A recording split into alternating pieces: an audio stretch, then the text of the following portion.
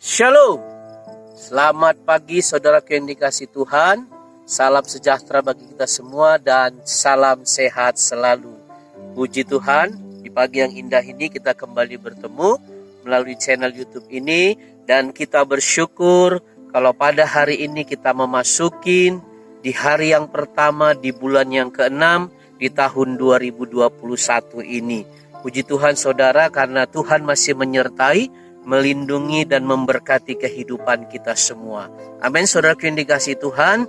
Dan hari ini sebagaimana biasanya saya akan menyampaikan kebenaran firman Tuhan, men-sharekan kebenaran firman Tuhan kepada kita semua. Dan saya mengajak terlebih dahulu kita berdoa. Mari kita berdoa. Bapa, di dalam nama Yesus kami mengucap syukur buat pagi yang indah ini. Kebaikan-Mu, kasih setiamu masih terus menerus Tuhan kami rasakan sampai hari ini. Terima kasih juga Tuhan kalau kami sudah memasukin di bulan yang ke-6 ini Tuhan Yesus Kristus. Terpujilah nama-Mu Bapa. Kami akan dengarkan firman-Mu di dalam dan demi nama Yesus Kristus kami siap mendengarkannya. Haleluya. Amin. Baik saudaraku yang dikasihi Tuhan, satu kebenaran firman Tuhan saya akan sampaikan kepada kita, di mana saya mengambil dari kitab Keluaran 15 di ayat yang ke-22 sampai ayat yang ke-27. Saya akan bacakan kepada kita semua, demikian firman Tuhan. Di Mara dan Elim, Musa menyuruh orang Israel berangkat dari Laut Tiberau, lalu mereka pergi ke padang gurun Syur. 3 hari lamanya mereka berjalan di padang gurun itu dengan tidak mendapat air. Sampailah mereka ke Mara, tetapi mereka tidak dapat meminum air yang di Mara itu karena pahit rasanya. Itulah sebabnya dinamai orang tempat itu Mara. 24. Lalu bersungut-sungutlah bangsa itu kepada Musa dan kata mereka, apakah yang akan kami minum? Musa berseru kepada Tuhan dan Tuhan menunjukkan kepadanya sepotong kayu. Musa melemparkannya kayu itu ke dalam air, lalu air itu menjadi manis. Di sanalah diberikan Tuhan ketetapan-ketetapan dan peraturan-peraturan kepada mereka, dan di sanalah Tuhan mencoba mereka. 26. Firman-Nya, jika kamu sungguh-sungguh mendengarkan suara Tuhan Allahmu dan melakukan apa yang benar di matanya dan memasang telingamu kepada perintah-perintahnya dan tetap mengikuti segala ketetapannya, maka aku tidak akan menimpakan kepadamu penyakit manapun yang telah kutimpakan kepada orang Mesir, sebab akulah Tuhan yang menyembuhkan engkau. 27. Sesudah itu sampailah mereka di Elim. Di sana ada 12 mata air dan 70 pohon korma. Lalu berkemahlah mereka di sana di tepi air itu. Puji Tuhan, saudaraku yang dikasihi Tuhan, ini membicarakan tentang orang Israel yang keluar dari Mesir pada waktu itu. Di hal yang pertama mereka harus menyeberangi Laut Tiberau, lalu Tuhan menyatakan mujizatnya di sana. Lalu mereka bisa menyeberangi laut itu dengan keadaan baik-baik saja. Dan selanjutnya mereka mengalami hal-hal yang baru lagi. Biasalah melakukan sesuatu perjalanan yang baru, apalagi itu di sekitar padang gurun. Saudara yang dikasihi Tuhan, disinilah iman, disinilah keyakinan orang Israel diuji pada waktu itu. Ketika mereka sudah menyeberangi Laut Tiberau, mereka bersuka cita karena mujizat Tuhan yang begitu luar biasa, karena mereka bisa dilepaskan dari kejaran orang-orang Mesir. Tapi ternyata saudara yang dikasihi Tuhan, hal itu tidak cukup bagi mereka untuk mengucap syukur dalam segala hal. Karena ketika mereka menghadapi persoalan yang baru, lalu yaitu ketika mereka ada di Mara, lalu mereka tidak mendapatkan air untuk diminum. Memang air itu sesuatu kebutuhan dalam kehidupan kita, karena bisa hidup kita ini mengalami yang namanya dehidrasi ketika kita tidak meminum air sesuai dengan porsi kita masing-masing. Saudaraku yang dikasihi Tuhan, ketika mereka ada di padang gurun Syur, padang gurun Syur ini, Syur itu artinya berputar-putar. Lalu mereka tidak mendapatkan air. Nah, ini biasanya ketika mereka tidak mendapatkan apa yang mereka inginkan, apa yang dibutuhkan, pasti yang dicari, pasti yang disalahkan adalah pemimpinnya. Jadi tidak beda dengan apa yang dialami oleh Musa ini.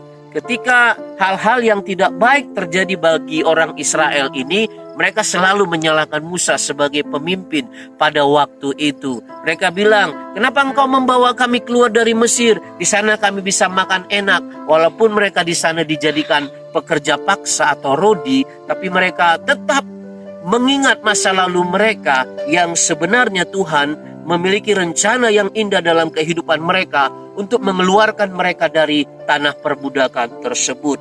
Ketika sungut-sungut mereka sampai kepada Musa, Musa pun bingung. Dia mau mengatakan apa? Dia mau berbuat apa? Satu-satunya solusi yang dia lakukan, dia menghadap Tuhan. Dia menjumpai Tuhan lewat doanya, lalu dia menyampaikan pengaduan bangsa Israel kepada Tuhan. Dan puji Tuhan, Allah itu adalah Allah yang setia. Amin, saudara yang dikasihi Tuhan. Lalu Tuhan menunjukkan cara untuk Musa melakukan sesuatu, mengambil sepotong kayu, lalu melemparkan ke suatu tempat yang sebenarnya pada waktu itu ada airnya, tetapi pahit rasanya.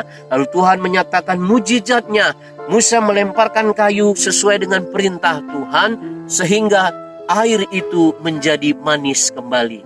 Dan orang Israel kembali bersuka cita. Saudaraku, ini mengingatkan kita, jangan kita bersuka cita ketika berkat itu datang kepada kita. Tetapi ketika ada masalah, kita bersungut-sungut. Bukankah firman-Nya mengingatkan kepada kita, mengucap syukurlah dalam segala hal. Ini dalam segala hal ini luas, saudara yang dikasihi Tuhan. Baik dalam keadaan baik, baik dalam keadaan tidak baik, baik dalam keadaan diberkati maupun dalam keadaan tidak diberkati. Firman-Nya mengingatkan kita untuk mengucap syukur di dalam segala hal. Amin, saudara yang dikasihi Tuhan. Percayalah, Allah kita itu adalah Allah yang sanggup, Allah yang menyediakan. Tidak mungkin Allah atau Bapa kita yang kita adalah anaknya, tidak mungkin Dia tidak memperhatikan kita. Saya sebagai orang tua jasmani, tidak mungkin anak saya tidak perhatikan. Tidak mungkin saya tidak mempunyai cita-cita yang baik untuk anak saya. Apalagi Bapa kita di sorga. Amin, saudaraku yang dikasihi Tuhan. Jadi pesan ini mengingatkan kepada kita, jangan bersungut-sungut, apalagi di dalam keadaan yang tidak baik. Justru disitulah kita buktikan iman kita, bahwa kita ini adalah pribadi yang berbeda.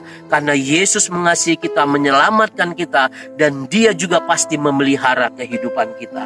Amin, saudara yang dikasihi Tuhan. Ketika orang Israel ini sudah bisa meminum air yang di Mara itu, tapi Tuhan ternyata tidak hanya sampai di situ, memberkati kehidupan mereka. Ketika mereka berjalan, mereka sampai kepada yang namanya Elim. Di Elim itu mereka juga menjumpai hal-hal yang luar biasa, hal-hal yang spektakuler. Bayangkan saudara yang dikasihi Tuhan, Tuhan menyediakan mata air di sana.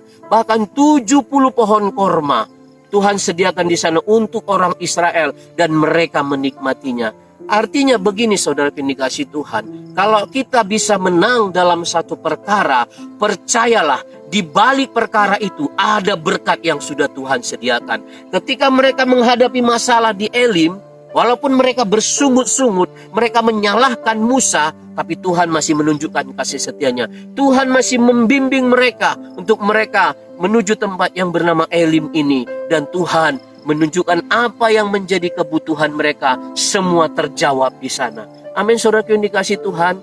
Jadi saya mau mengingatkan kepada kita, 6 bulan sudah kita lewati di tahun 2021 ini. Dan kita percaya setiap hari, setiap minggu, setiap bulannya, pemeliharaan Tuhan itu terus menerus terjadi dalam kehidupan kita. Amin, saudaraku. Apa buktinya? Karena sampai hari ini kita hidup. Karena sampai hari ini kita masih bisa menikmati berkat Tuhan. Itulah bukti kasih setia Tuhan.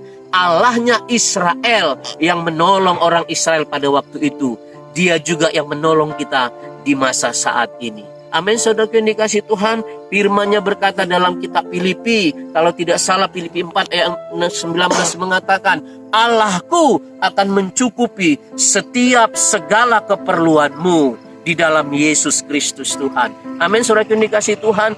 Bahkan perkara-perkara kecil pun Tuhan peduli, Tuhan perhatikan, apalagi yang sesuai dengan kebutuhan kita sampai hari ini. Terpujilah namanya yang kita sembah, yang kita muliakan dari saat ini sampai selama-lamanya.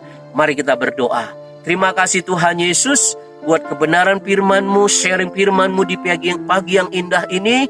Terima kasih Bapa. Engkau membuktikan kasih setiamu kepada bangsa Israel. Engkau menunjukkan sesuai dengan kebutuhan keperluan mereka. Kami percaya juga Tuhan, di akhir zaman ini, apa yang menjadi keperluan kebutuhan kami juga percaya akan menikmati. Asalkan kami dengar-dengaran akan firman-Mu, bersungguh hati, menetapkan hati kami untuk tetap percaya kepadamu Tuhan. Dan kami belajar melakukan apa yang sudah kami dengar dari kebenaran firman-Mu.